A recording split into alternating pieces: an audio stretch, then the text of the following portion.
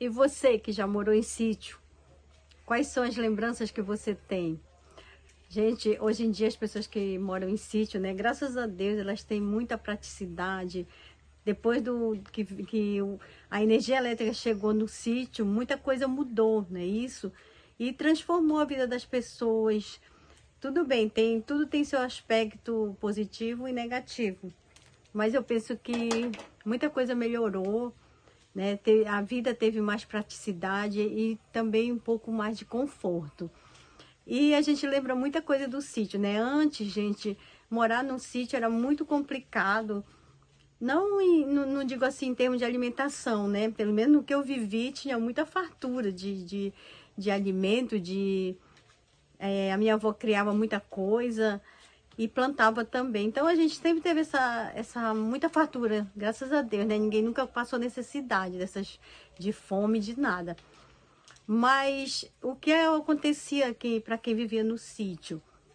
Coisa assim que era muita dificuldade era quando alguém sofria um acidente, quando alguém era picado por algum animal peçonhento, os recursos, né, de medicina era muito escasso. Às vezes você passava dias para poder chegar a um hospital para ser atendido e isso complicava muito, tinha pessoas que morriam por isso.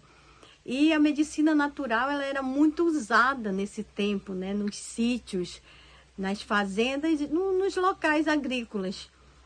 E eu lembro bem, eu estava vendo ali uma casa de cupim, que eu vou mostrar para vocês, e olhando essa casa de cupim, eu lembrei muito da minha avó, que ela fazia, né, o xarope pra gente, ela chamava de lambedor. Então, quando a gente estava com algum problema respiratório, algum problema que fosse referido ao pulmão, tosse, era tosse de guariba que eles chamavam, muitas coisas a vovó ia certo lá na casa de cupim e ali ela fazia um remédio. E não existia esse negócio de ter nojo, ter ranço para tomar, não. Era aquilo que tinha e você tinha que tomar se quisesse ficar bom. E era assim a vida no sítio, né? Tudo tinha uma formulazinha ali que você conseguia resolver aquelas situações quando não eram muito graves. Eu estava observando esse pé de carambola aqui, ó. Bem ali tem o cupinzeiro, um cupinzeiro. E eu lembrei desse tempo. Eu dei uma cutucada ali nele, que é ruim para estar filmando sozinha, né? Ele tem bastante cupim.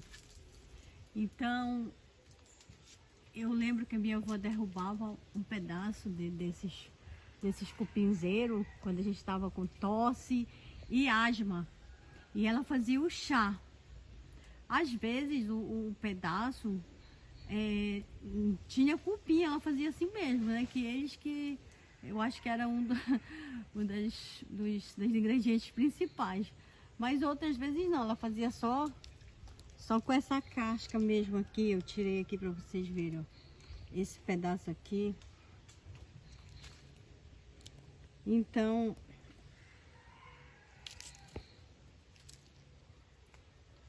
olha aqui, agora eu consegui visualizar. Ela fazia só com esse pedaço, gente. Era um chá, tá? E isso servia, era anti-inflamatório, era expectorante, era remédio para asma, para tudo esses remédio para doenças respiratórias, para tosse de guariba que chamava. Ela utilizava esses pedaços de cupim, de cupinzeiro, né? Mas às vezes estava cheio de cupim.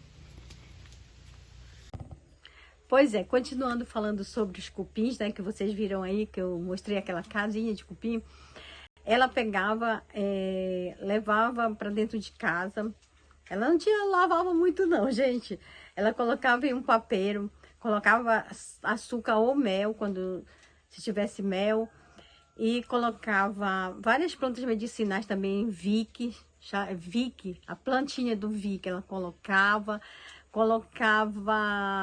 hortelã, ela misturava, né, com outros ingredientes e fervia aquilo e fazia uma coisa que ela chamava lambedor, um melzinho grosso ali, e se transformava num xarope, na verdade.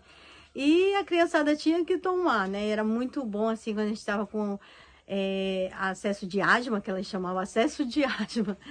E a vovó fazia esse xarope. um dia eu pesquisei, né? Eu pesquisei assim com pessoas, da onde veio esse conhecimento, porque isso não é simplesmente um crendice popular, não, gente. Isso daí são sabedorias, né, que foram passadas de geração a geração. Então, um dia eu pesquisei com pessoas, né, meus antepassados e pessoas que viviam na mesma comunidade que eu, de onde veio isso, essa sabedoria. Eu fiz uma pesquisa, né, e o que eles disseram não foi nada assim provado cientificamente, né. Como era que eles sabiam que o cupinzeiro tinha essas propriedades medicinais, né, de curar, de ser propriedades anti-inflamatórias e também que servia para até era assim desobstruir, né, as vias aéreas, quando várias coisas. Então, de onde vinha esse conhecimento? E as pessoas que me falaram foi que isso daí foi dos pajés. Foi daí que veio esse conhecimento, através dos pajés. Então, qual é a sabedoria? Que os espíritos, né, das florestas, eles orientavam essas pessoas a fazerem essas medicações, esses remédios e dar para as pessoas. Era isso, era esse o único conhecimento que a gente tinha, não tinha um conhecimento científico.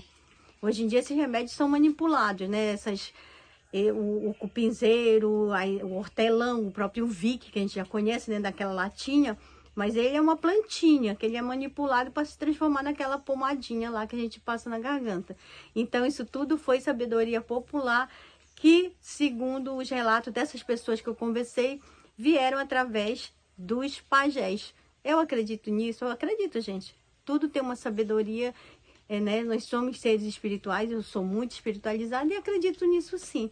Tanto é que a prova está aí até hoje, não só o cupinzeiro, mas várias ervas, várias coisas são usadas na medicina e só apenas são manipuladas e a gente conhece às vezes até por outro nome.